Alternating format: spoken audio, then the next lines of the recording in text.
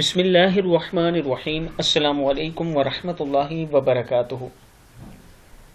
انسان کی موت کے بعد کیا آرزو ہوگی، وہ میں اپنے دوستوں کو بتا رہا ہوں۔ قرآن مجید میں اس کا ذکر ہے۔ یہ 9 آرزویں ہوں گی۔ نمبر 1، اے کاش میں مٹی ہوتا۔ انسان مرنے کے بعد یہ کہے گا اے کاش میں مٹی ہوتا، سورہ انبیاء میں موجود ہے۔ دوسرے نمبر پہ کہے گا اے کاش میں نے اپنی آخری زندگی کے لیے کچھ کیا ہوتا، سورہ فجر میں ہے۔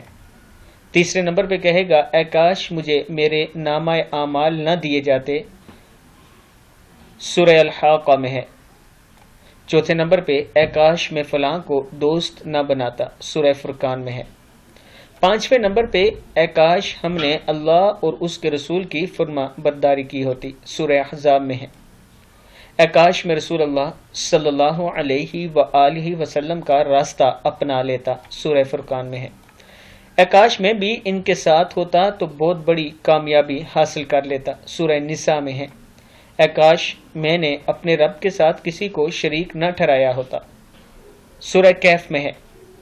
اے کاش کوئی صورت ایسی ہو کہ ہم دنیا میں پھر بھیجے جائیں اور اپنے رب کی نشانیوں کو نہ جھٹلائیں اور ایمان لانے والوں میں شامل ہو، سورہ انعام میں ہے۔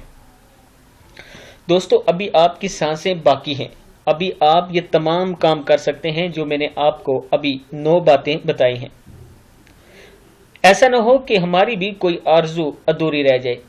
جب ہماری سانس چل رہی ہے ہم اپنے رب کو راضی نہ کر سکیں، ہم رسول اللہ صلی اللہ علیہ وآلہ وسلم کے بتائے ہوئے طریقے پر نہ چل سکیں، تو کل مرنے کے بعد ہم بھی یہ آرزویں کریں گے۔ ابھی ہمارا سانس چل رہا ہے، آج سے ہی ابھی آپ نے یہ ویڈیو سن لی تو نیت کر لیں کہ آج کے بعد ہم اللہ کے فرمان کے مطابق، نبی اکرم صلی اللہ علیہ وآلہ وسلم کے طریقے کے مطابق زندگی بسر کریں گے۔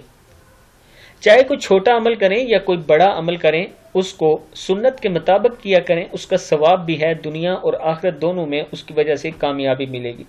مثلا پانی پی رہے ہیں تو ذہن میں یہ لے آئیں کہ میں سنت کے مطابق بیٹھ کر 3 سانس میں پانی پیوں گا۔ کوئی کام شروع کرنے لگے ہیں تو اپنے سیدھے ہاتھ سے شروع کر دیں، نماز کی پابندی کر دیں، دوسروں کے ساتھ مسکرا کر اچھے اخلاق سے پیش آ جائیں، دوسروں کی مدد کریں، بوڑھوں پر رحم کریں، بچوں پر رحم کریں، شفقت سے پیش آئیں، اپنے ماں باپ کی خدمت کریں، اپنے بہن بھائیوں کے ساتھ اچھا سلوک کریں، اپنے پڑوسیوں کو خوش رکھیں، ان کے ساتھ اچھا سلوک کریں، رشتہ داروں کے ساتھ اچھا سلوک کریں۔ ان میں سے کون سی ایسی بات ہے جو ہم نہیں کر سکتے، جو بہت زیادہ مشکل ہے؟ کوئی ایک بات بھی ایسی نہیں ہے، تو پھر ہم عمل کیوں نہیں کرتے؟ شاید ہم نے اپنی انا کا مسئلہ بنا لیا ہے اس کو۔ دوستو، آج وقت ہے جب سانس چل رہا ہے، اگر رب کو راضی کر لیں گے تو کل رب آپ کو راضی کرے گا جب آپ محشر میں اس کے سامنے کھڑے ہوں گے۔ اس ویڈیو کو آپ دوستوں نے آگے زیادہ سے زیادہ شیئر کرنا ہے۔ اگر کسی دوست نے ابھی تک میرے چینل کو سبسکرائب نہیں کیا تو ضرور کر لیں، اور آن لائن کلاسز کے لیے، قرآن پاک سیکھنے کے لیے آپ میرے واٹس ایپ پر مجھے رابطہ کر سکتے ہیں۔ السلام علیکم ورحمۃ اللہ وبرکاتہ۔